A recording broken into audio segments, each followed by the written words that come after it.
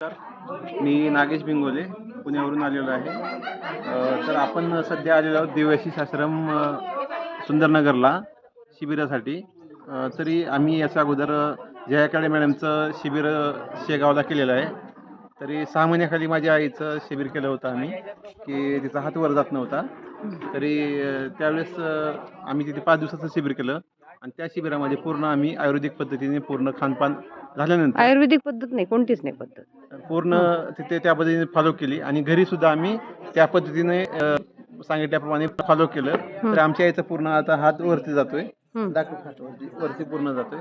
अरे वा. हा 100% फरक पडला. हा. आणि त्यानंतर आम्ही या ठिकाणी आलेलो आहोत सुंदरनगरला. म्हणजे या ठिकाणी खूप खूप खूप खूप सुंदर वातावरण आहे, सर्व काही आहे आणि पूर्ण आयुर्वेदिक पद्धतीने पूर्ण आयुर्वेदिक पद्धत नाही आहे ही. पूर्ण पूर्ण चांगल्या पद्धतीने आपण तपोसेवा सुमिरन. तपसेवा सिमरनच्या माध्यमातून आम्ही 9 दिवसाचा उपवास शिबिर करत आहोत आणि आम्हाला काही प्रकारे त्रास होत नाहीये.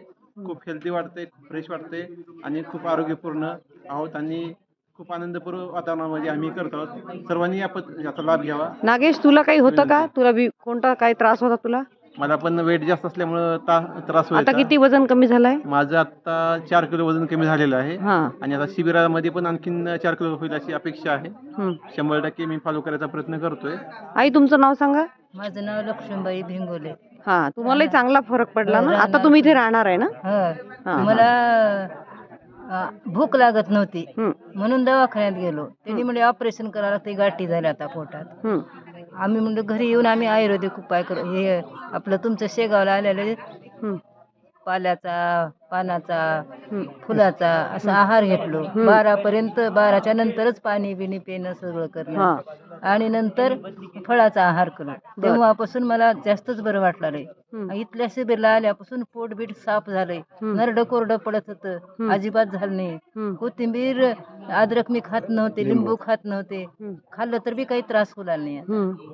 आणि माझी चांगली आहे तब्येत. आज सुधारण्याचा प्रयत्न करीत आहे आणि मी 1 महिना इथं राहणार. अरे वा वा. तुम्हाला सुंदरनगर कसं वाटलं?